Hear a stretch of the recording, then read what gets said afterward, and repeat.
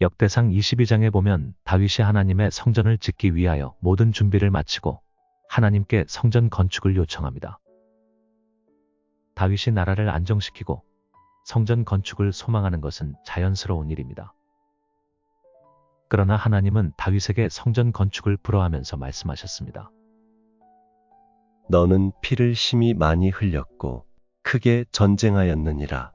내가 내 앞에서 땅에 피를 많이 흘렸은즉 내 이름을 위하여 성전을 건축하지 못하리라. 성전 건축을 불허한 이유, 전쟁 때문에. 다윗 입장에서 볼 때 이 말씀은 억울한 측면이 있습니다. 사실 그는 전쟁을 좋아하지 않았습니다. 그렇지만 이스라엘 왕국 건설 초기에 주변 나라의 위협을 받았습니다. 블레셋은 끊임없이 이스라엘을 공격하였습니다. 사울 왕도 블레셋과 전투 중에 죽었습니다. 당시는 요즘처럼 국경선이 정확하게 구분되어 있지 않기에 어찌 보면 영토 분쟁은 자연스러운 일이었습니다. 힘을 갖추지 않으면 언제든지 침략하여 땅을 빼앗고 백성을 죽이고 약탈하는 것이 만연한 시대였습니다. 다윗은 이스라엘의 2대 왕으로서 나라를 안정시켜야 할 필요가 있었습니다. 따라서 전쟁은 피할 수 없는 선택이었습니다.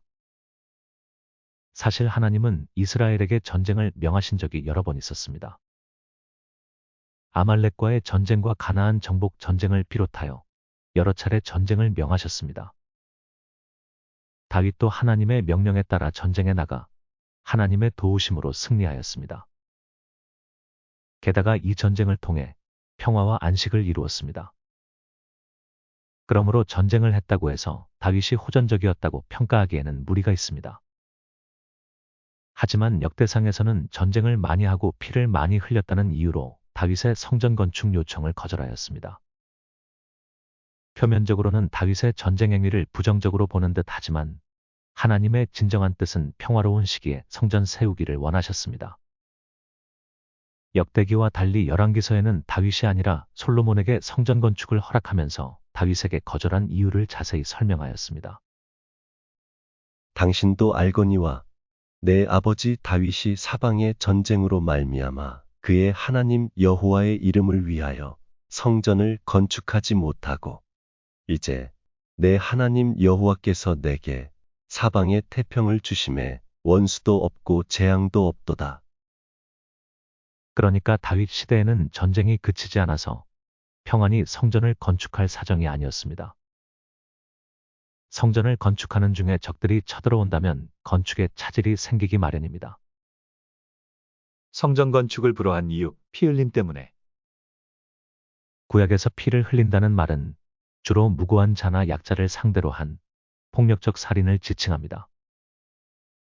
하경지 교수는 역대상 22장의 피 흘림과 전쟁은 두 가지 다른 행동이라기보다는 동일한 행동을 강조하는 히브리어 특유의 어법으로 보았습니다. 다윗이 무죄한 피를 흘린 유일한 경우는 우리아 사건을 들 수 있습니다. 유대의 랍비 키미는 다윗이 성전을 짓지 못한 이유로 우리아 사건을 들었습니다. 그러나 정작 역대기 저자는 밧세바 사건을 언급조차 하지 않은 것으로 보아 피 흘림과 우리아 사건을 연결시키기는 무리가 있습니다. 켈리는 다윗이 인구조사를 하여서 많은 사람이 죽은 경우를 말하는 것으로 해석하지만 인구조사는 전쟁 상황에서 행한 것이 아니기에 전쟁과 피를 관련시킨 역대기 본문 해석과는 적절하지 않습니다. 고대 왕의 주 임무는 전쟁에 나가 승리함으로써 백성이 편안하게 살도록 하는 것입니다. 그러므로 피 흘림이 곧 죄악으로서 살인을 뜻한다기보다 다윗이 전쟁의 시대를 살아야 했던 존재임을 드러내는 표현입니다. 그는 필연적으로 피 흘림에서 벗어날 수 없었습니다. 그렇지만 그가 피를 흘렸기에 결과적으로 그의 아들 솔로몬과 이스라엘은 평화와 안식을 누릴 수 있었습니다. 사무엘서의 관점. 하나님의 집을 짓겠다고 고백하는 다윗에게 하나님의 선지자 나단은 뜻밖의 말을 하였습니다. 내가 날 위해 내가 살 집을 짓겠다고. 아니다. 내가 너를 위해 집을 짓겠다. 표면적으로는 하나님이 다윗의 성전 건축을 거부한 것처럼 보이지만 사실은 아닙니다. 왜냐하면 다윗이 낳은 아들 솔로몬을 통해 성전 건축을 허락하셨기 때문입니다. 즉 성전 건축 자체를 반대한 것이 아니라 성전 건축 시점을 반대했을 뿐입니다. 고대 근동 세계에서 왕은 신을 위하여 신전을 건축하거나 전리품을 신전에 봉헌하는 것을 중대한 의무로 여겼습니다. 신전은 단지 예배드리는 장소가 아니라 그들의 신이 거주하는 공간이었습니다. 신이 신전에 거주하므로 신전은 우주 질서의 중심으로 생각했습니다. 그러므로 고대 세계 왕들은 군사적 업적을 쌓는 일보다 종교적 업적을 쌓는 일을 더 중요하게 생각했습니다. 왕이 신을 잘 섬김으로 나라의 안녕과 평화와 번영을 가져다 줄 것을 기대했습니다. 하지만 하나님과 다윗의 관계는 그렇지 않습니다. 하나님은 다윗의 집을 향한 놀라운 계획을 선포하셨습니다. 사무엘서에서 성전 건축이라는 주제는 다윗의 성전 건축보다 하나님께서 다윗의 집을 세우시는 프로젝트가 중심입니다. 어찌 보면 다윗이 그동안 나라를 세우기 위하여 헌신하고 희생했던 것에 대한 보답처럼 보이기도 합니다. 그가 실수하고 잘못을 범할 때도 있었지만 그는 언제든 하나님 앞에 무릎 꿇고 회개했으며 하나님의 뜻을 따라 나라를 이끌었습니다. 이제 하나님은 그러한 다윗을 위하여 다윗 가문을 이끌 계획을 선포하셨습니다. 역대기의 관점. 역대기는 포로기 이후 유대 공동체에게 정체성과 희망을 전하려는 목적이 있었습니다. 하나님은 전쟁 시대가 아니라 평화 시대에 성전을 건축할 수 있음을 강조하였습니다. 하나님은 솔로몬의 정체성을 설명하면서 평안, 평온, 안일함이라는 말을 사용하였습니다. 히브리어 원문에는 평화에 대한 주제가 3번 반복적으로 나옵니다. 솔로몬은 태어나기 전부터 하나님께서 부여하신 이름 자체가 그의 왕권에 예정된 본질이 평화에 뿌리내리고 있음을 보여줍니다. 이는 다윗을 폄하하려는 것이 아니라 하나님의 성전은 철저하게 하나님께서 택하신 시기와 인물을 통해서 완성된다는 뜻입니다. 역대기 저자는 다윗은 전쟁 시대의 왕으로, 솔로몬은 평화 시대의 왕으로 대조하고 있습니다. 또한 역대기는 전쟁으로 인해 바벨론에게 멸망하고 포로 생활을 끝내고 귀국하여 평화를 정착하려는 시기에 쓰여졌습니다.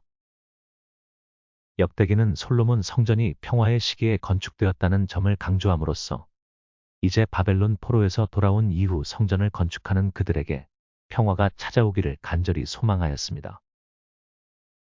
역대기는 성전 건축에서 하나님의 주권을 강조하였습니다. 성전 건축은 다윗이라 할지라도 하나님의 승인 없이는 이룰 수 없습니다.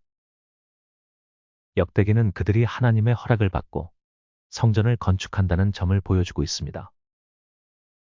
역대기는 포로기 이후 독자들에게 성전과 공동체의 회복이 하나님의 주권적 인도하심 아래 있다는 확신을 심어주는 분명한 목적이 있습니다. 역설과 비극. 다윗의 전쟁과 그가 지을 수 없었던 성전. 역대기가 전하는 다윗 이야기는 심오한 역설과 파토스가 있습니다. 다윗은 이스라엘의 국경을 지키고 나라의 안정을 위하여 많은 전쟁을 했습니다. 마침내 그는 평화와 안녕의 시대를 열었습니다. 이제 그가 하나님의 성전을 지을 계획을 가졌으나 하나님께서 거절하셨을 때 그의 마음은 아팠을지 모릅니다. 그러나 하나님은 다윗을 위로하여서 오히려 다윗의 집을 세워주겠다고 약속하셨습니다.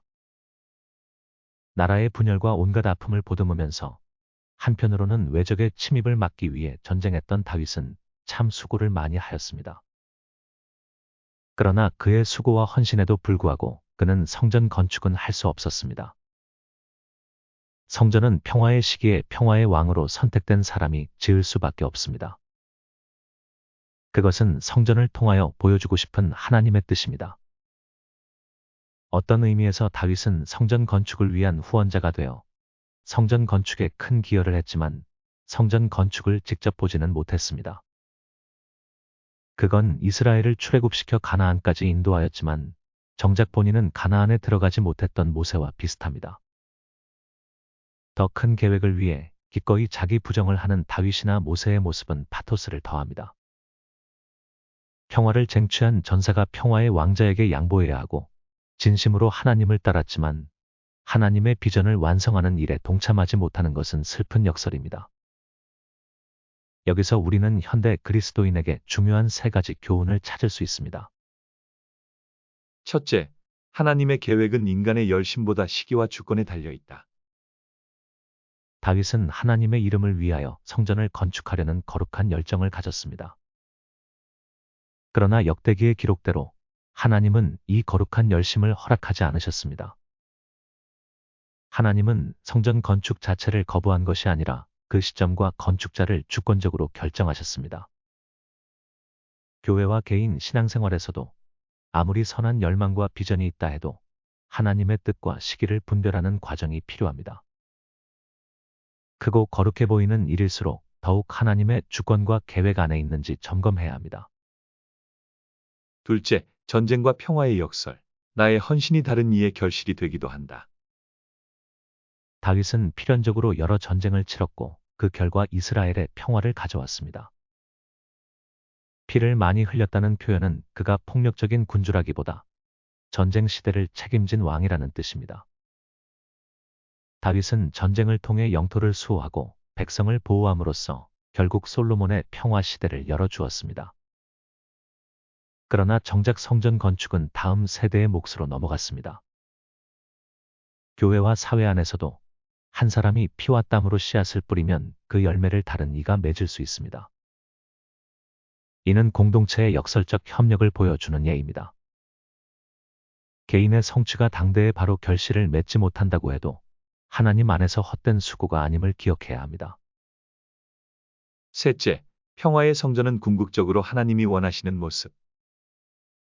역대기는 다윗이 아닌 솔로몬 시대의 사방의 평안 속에서 성전 건축이 이루어졌다고 강조합니다.